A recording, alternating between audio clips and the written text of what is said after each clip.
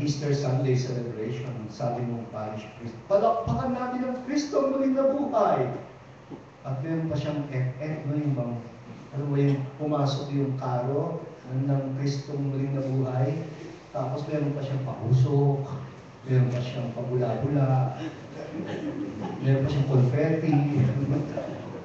Ito pala ginaya ng ek-ek ng mga wedding coordinators. Pagpasok kay Kristo, disappoint ako, sabi niya, palakpakan natin ang Kristo nung nabuhay.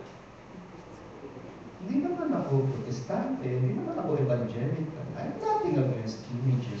But you know, I was honestly disappointed. That's the best you can do? To point at a wooden image as Kristo muling nabuhay? Ano was it? Kaya naghahanap ang tao, hinahanap nila ang Kristo muling nabuhay. Kung di siya nabubuhay sa atin, hanggang doon lang tayo doon sa larawan. Abay talagang hindi mo marami.